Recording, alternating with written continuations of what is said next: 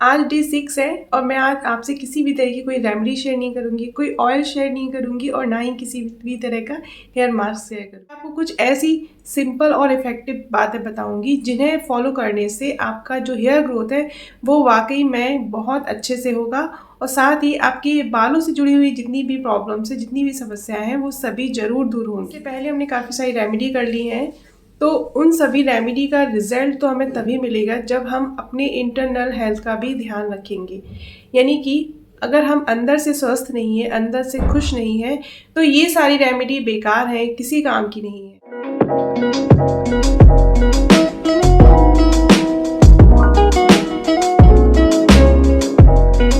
Hello everyone, welcome back to my channel. कैसे हैं आप सभी? आई होप आप लोग बहुत अच्छे होंगे, खुश होंगे और अपना ख्याल रख रहे होंगे। आज मैं बात करूंगी उन ऐसी सभी चीज़ों के बारे में कि कैसे आप अपने बालों को और अच्छे से हेल्दी बना सकते हैं, कैसे आप रेमेडी के बिना भी अपने बालों को स्वस्थ कर सकते हैं। तो सबसे पहले तो हमारा जो शरीर है वो अपने आप में बहुत ताकतवर है। उसे पता होता है कि कौन सी चीज़ें हमारे बालों के लिए ज़रूरी हैं, कौन सी हमारे शरीर के लिए ज़रूरी हैं। और जब ये सब चीज़ें हमारे अंदर नहीं होती है तो उसका सीधा असर वो बाहरी तौर पर दिखाता है। यानी कि अगर शरीर में किसी भी तरह की कोई समस्या हो रही है, कोई कमी हो रही है, तो उसका सीधा असर सबसे पहले हमारे बालों पर पड़ता है, हमारी स्किन पर दिखाई देता है। आपने देखा होगा जब हम गलत मेडिसिन ले लेते हैं तो हमारी स्किन पर रैसेस आ जाते हैं, हमारी स्किन पर बहुत सारे दाग धब्बे पिंपल्स नज़र आते हैं, हमारा हेयर फॉल होने लगता है। अगर हमारे शरीर के अंदर कमजोरी आ जाती है, किसी भी तरह की कोई कमी आ जाती है, हम लोग वीक हो जाते हैं खाना के वजह से या फिर कोई न्यूट्रिशन डेफिशिएंसी हो जाती है, तो सबसे पहले हमारे बालों का झड़ना शुरू हो जाता है। जब भी प्रेगनेंसी होती है तो आपने सबसे पहले यही सुना होगा कि हेयर फॉल बहुत हो गया है, चेहरे पर पिंपल्स आ गए हैं, क्योंकि हमारे शरीर में बहुत ज़्यादा चेंजेस होते हैं। हमारा शरीर एकदम से हर चीज़ को एक्सेप्ट नहीं करता, उसको थोड़ा सा टाइम। आज मैं आपको ऐसी कुछ चीज़ें बताने वाली हूँ, ऐसी बातें बताने वाली हूँ जिनका ध्यान रखकर आप अपनी हेयर ग्रोथ जर्नी को बहुत ही अच्छे से पूरा कर सकते हैं। जितनी भी रेमेडी मैं आपको बताती हूँ या और कोई चैनल पर भी बताता होगा, उसका जो असर है वो हमारे ऊपर, हमारे बालों के ऊपर कम मात्रा में होता है। सबसे ज़्यादा असर पड़ता है हमारी हेल्थ का। अगर हम अंदर किसी चीज़ को कंज्यूम नहीं कर रहे हैं, कमी रख रहे हैं, तो ऊपर से आप कितना भी लगा लेंगे, कितना भी कुछ कर लेंगे, उसका कोई फ़ायदा नहीं होगा। अब क्या करना है? सबसे पहले तो आज मैं आपको कोई भी रेमेडी नहीं बताऊंगी, यानी कि किसी भी तरह का हेयर मास्क, टोनर या ऑयल वगैरह प्रिपेयर नहीं करेंगे हम आज हम अपने बालों को रिलैक्स करेंगे। देखिए, लगातार काम करते रहने की वजह से हमें भी थकान हो जाती है। बिल्कुल इसी तरह से हमारे जो बाल हैं, हमारे जो रूट्स हैं, वो भी थक जाते हैं, तो उनको भी आराम करने की बहुत ज़्यादा आवश्यकता होती है। तो आज हम अपने बालों को आराम देंगे, रिलैक्स करने देंगे और उन्हें नेचुरल तरीके से ठीक होने देंगे। नेचुरल तरीका का मतलब है कि जब हम अपने बालों को ऊपर से किसी भी तरह का मॉइस्चर नहीं देंगे या किसी भी तरह का हम कोई एप्लीकेशन नहीं करेंगे, तो जो हमारे रूट्स हैं वो अपने आप काम करने लगेंगे। इससे पहले जितनी भी हमने रेमेडी की हैं उसकी वजह से जो हमारे रूट्स एक्टिव हुए हैं, जो ब्लड सर्कुलेशन बढ़ा है, तो उससे जो सेबेसियस ग्लैंड्स होती हैं हमारे रूट्स के आसपास वो एक्टिव हो जाती हैं, वो नेचुरल ऑयल प्रोड्यूस करने लगती हैं, जिसकी वजह से हमारा जो स्कैल्प है वो हेल्दी होने लगता है। तो आज हम अपने बालों को बिल्कुल इसी तरह से छोड़ देंगे और जो नेचुरल ऑयल है वो रिलीज़ होने देंगे, अपने बालों को रिलैक्स करने देंगे। इसके साथ ही हम कुछ और चीज़ें भी कर सकते हैं, जैसे कि हम अपने बालों की मसाज कर सकते हैं। हेड मसाज मैंने बताया भी आपको वीडियो में कई बार करके। तो आपको अपने बालों को फिंगर्स की हेल्प से हैंड मसाज करना है, पूरे फिंगर्स में इस तरह से, या आप ऑयलिंग जब करते हैं जिस तरह से मसाज करते हैं बिल्कुल आपको उसी तरह से मसाज करनी अपने बालों में। अपने बालों की कॉम्बिंग करनी है, 100 स्ट्रोक्स आप अपने बालों को कॉम कर सकते हैं, उससे बहुत ही आपको फ़ायदा होगा, उससे ब्लड सर्कुलेशन बढ़ेगा, आपकी जितनी भी न्यू हेयर ग्रोथ होनी होगी वो हो जाएगी। तो आप 100 स्ट्रोक तक यानी 100 टाइम्स तक अपने बालों को स्कैल्प से लेके पूरी लेंथ तक कॉम करेंगे। अब आती है बात इंटरनल हेल्थ की। तो इंटरनल हेल्थ में हम काफ़ी सारी चीज़ें हैं जो मिस कर देते हैं, जो हम एक्सटर्नल तो लेते हैं लेकिन इंटरनली नहीं लेते हैं। जैसे जो हमारे बाल हैं वो पूरी तरह से प्रोटीन के बने हुए हैं। केराटिन आपने सुना होगा कि बालों पर केराटिन करवाते हैं, जिससे कि बाल बहुत ज़्यादा शाइनी हो जाते हैं, स्ट्रॉन्ग दिखते हैं, बहुत ही हेल्दी लगते हैं। तो केराटिन जो होता है वो एक तरह का प्रोटीन ही होता है जो हमारे बालों को मिलता है, हमारे बाल जिससे बने होते हैं।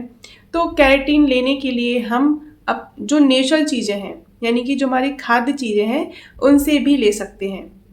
इसके अलावा हम इसमें प्रोटीन की मात्रा बढ़ा सकते हैं, जैसे कि डेयरी प्रोडक्ट हो गया, या हमारे जो सोयाबीन होते हैं उनमें बहुत अच्छी मात्रा में प्रोटीन होता है, वो ले सकते हैं, राजमा ले सकते हैं।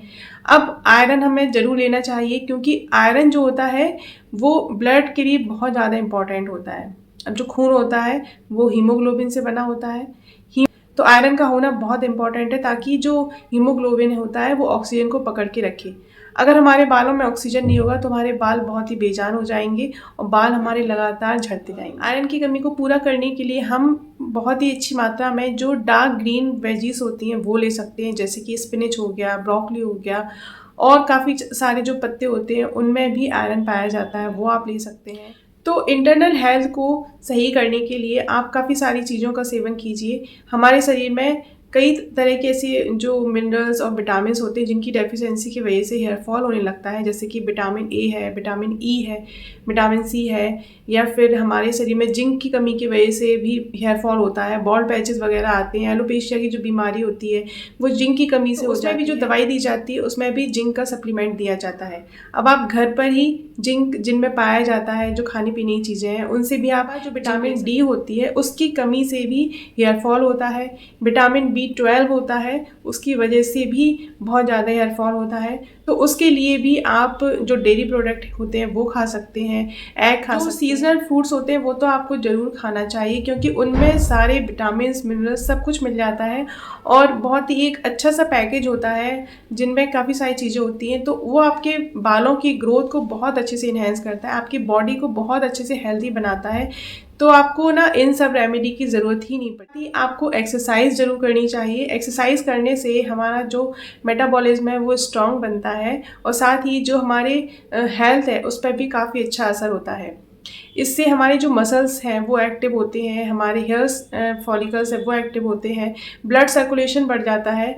तो एक्सरसाइज के भी बहुत सारे फ़ायदे हैं जो कि आपको अपनी डेली लाइफ में ज़रूर करने चाहिए। आप इन सभी बातों का ध्यान रखते हैं तो आपकी हेयर ग्रोथ ज़रूर होगी। इसके साथ ही जो आप रेमेडी ट्राई करते हैं उसका आपको 100% ज़रूर मिले। कुछ लोग ऐसे होते हैं जिन पर इन रेमेडी का बहुत जल्दी असर होता है, क्योंकि जो अंदर की उनकी हेल्थ होती है वो बहुत ही ज़्यादा अच्छी होती है, उनमें किसी भी तरह की डेफिशिएंसी नहीं होती, और जो थोड़ी बहुत डेफिशिएंसी होती है वो रेमेडी से पूरी हो जाती है, तो उन्हें बहुत जल्दी अच्छे रिजल्ट मिल जाते हैं। तो अगर आप भी चाहते हैं कि आपका हेयर फॉल रुक जाए, आपके बालों में बहुत अच्छी ग्रोथ आ जाए, शाइन आ जाए, तो ये सारी बातों का आपको ध्यान जरूर रखना चाहिए। मैं इन सब बातों को फिर से रिपीट कर देती हूँ।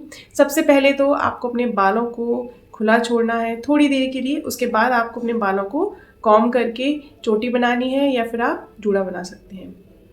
इसके बाद आप अपने बालों पर किसी भी उल्टे सीधे शैम्पू का, कंडीशनर का, या किसी भी तरह की केमिकल चीज़ों का उपयोग नहीं करेंगे। अच्छी हेल्दी डाइट लेंगे जिसमें सारी चीज़ें हो जो आपके शरीर के लिए आवश्यक हैं। इसके बाद आप अपने बालों पर 100 स्ट्रोक तक कॉम्बिंग करेंगे। अपने बालों को टाइट नहीं बांधेंगे, अपने बालों की हाइजीन का ध्यान रखेंगे, और अपने बालों के लिए अच्छे से ऑयलिंग करेंगे। अपने बालों को कॉम्बिंग करते रहेंगे टाइम टू टाइम, अपने बालों को धोते रहेंगे जिससे कि बाल आपके साफ बने रहें, और अपने बालों से संपर्क आने वाली हर चीज़ को वॉश करेंगे, जैसे कि प्लो कवर हो गया, टॉवल हो गए, या फिर कोई भी हेयर एक्सेसरीज जो आप यूज़ कर रहे हैं डेली में, उनको क्लीन रखना होगा। और अपने गट का भी ध्यान रखना चाहिए, क्योंकि जब हमारा गट क्लीन होता है तो हमारी स्किन और हमारे बाल दोनों ही बहुत ही स्ट्रांग होते हैं। तो इन सब चीज़ों का अगर आप ध्यान रखते हैं तो आपकी हेयर ग्रोथ बहुत अच्छे से होती है। आई होप आपको ये सारी बातें अच्छे से समझ में आ गई होंगी। अब जो भी आपके मन में डाउट हो वो आप कमेंट में आकर ज़रूर लिख सकते हैं। तो आई होप आपको आज का वीडियो समझ में आ गया होगा। अच्छा लगा हो तो प्लीज़ लाइक कर दीजिए, और अगर आप चैनल पर नए आए तो सब्सक्राइब कर लीजिए। ये वीडियो आप अपनी फैमिली फ्रेंड के संग में भी शेयर कर सकते हैं। मिलते हैं नेक्स्ट वीडियो में, तब तक अपना बहुत सारा ध्यान रखिए, अपने बालों का ध्यान रखिए। तब तक के लिए नमस्कार।